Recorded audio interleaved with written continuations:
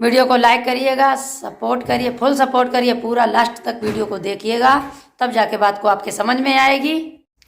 जय माता दी सभी को, जय गुरु गोरखनाथ की। आशा करते अच्छे होंगे, स्वस्थ होंगे, तुम मस्त होंगे और माता काली की कृपा से आप लोग बहुत बढ़िया रहो।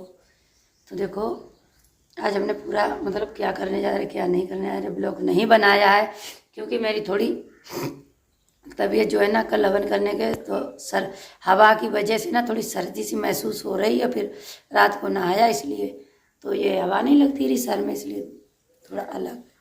आज नवरात्रि का चौथा दिन है। माँ भगवती सभी भक्तों की मनोकामना पूर्ण करे। जो भी भक्त माँ भगवती को माने, समझें या ना माने, उन सभी भक्तों की मनोकामना पूर्ण करे। तो लोग, हम तो गए थे, लोग बोल रहे थे कि जवारों को छोड़कर नहीं जाया जाता है। तो आप लोग बताइए, बेशक हम भक्ति करते हैं, अलग बात है। एक बात सोचिए, माँ आदि शक्ति जगदम्बा पूरे विश्व की रक्षा करती है, पूरे विश्व को देखती है। तो उसको रखाने और देखने से क्या मिल जाएगा आपको? सिर्फ भाव रखिएगा, उनकी भक्ति करिएगा तो भाव रखिएगा, भाव के साथ साथ ही सब कुछ होता है। तो इमरजेंसी कोई चीज़ है, वो तो माँ का ही तो हवन था ना, किसी अलग चीज़ का हवन नहीं था ना, किसी और चीज़ का। तो देखिए एक बात को हमेशा ध्यान रखिए कि अब हमने यहाँ पे देखिए कलश स्थापना की है, जवारे बोए हैं, तो इसका मतलब ये नहीं हम इनको घेर के बैठे ना, इसको घेर के बैठे, ये हमको घेरेगी और हमको ही देखेगी। क्यों, कैसे? इसके लिए व्रत क्यों रखते हो आप लोग? इसलिए रखते हो ना कि ये आपकी देखभाल करे, आपकी सुरक्षा करे, आपका मतलब जो भी है कारोबार है वो खुद ही यही संभालेगी, बुद्धि देगी, थोड़ी दिमाग में बुद्धि, और कुछ नहीं। ये सब सोचने और समझने की बात है। तो माँ को रखाना नहीं पड़ेगा, माँ हम सबको और आप सबको रखाएगी, बिल्कुल यही बात है। क्योंकि हर वक्त ये जानता है, जरूरी नहीं है कि माँ को बांधो, कोई चीज़ हो या कोई जो इंसान सही कोई सही बात ना माने तो उसको एक रस्सी से बांधने का कोई मतलब नहीं निकलता, कोई भी कार्य नहीं बनता। जबरदस्ती का कार्य हो, जबरदस्ती से भगवान को घेरे बैठे रहोगे, ये बांधने की चीज़ है, ये रुकने की चीज़ है। ये तो आंख झपकते ही पल में पूरी सृष्टि पे घूमती हैं। तो हम और आप क्या रखाओगे इनको, क्या इनको देखोगे? ये तो हर भक्त की मनोकामना पूर्ण करती हैं। बस मेरी तो एक ही समझ है कि भगवान ने अगर बुद्धि दी है, अगर हो सके आपको तो किसी का कष्ट हरो तो उसको हर लिया करो, जो मनुष्य सुखी से अपना जीवन व्यतीत कर पाए।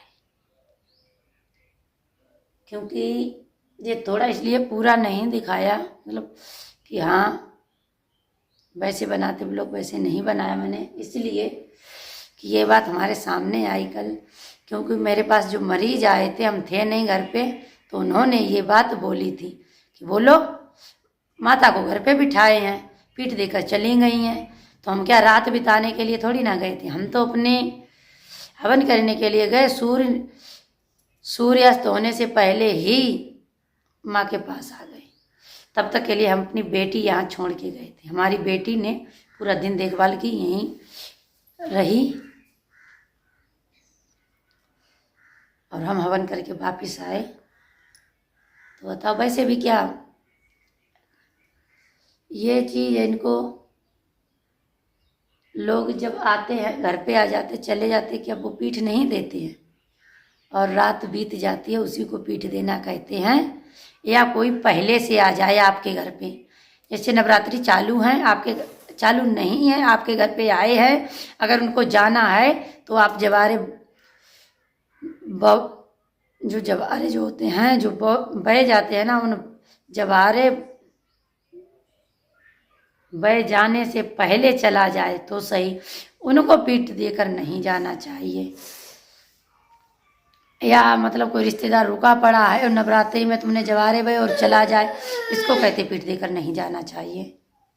या पूरी रात बिताएं हम कहीं तो कहते हैं पीठ, ऐसे नहीं कहते हैं, ठीक है। और माँ तो भगवती सभी की रक्षा करती है, सभी के लिए, और हम भी हवन माँ भगवती का ही करते हैं। तो आप लोग ये ध्यान रखिए, माँ भगवती हर एक मनुष्य के हृदय में वास करती है। जब भी हो तो माँ के सिवा कुछ नहीं होता। जवारे देखो इतने बड़े हुए, अभी पूरा दिन में शाम तक कुल बड़े हो जाएंगे।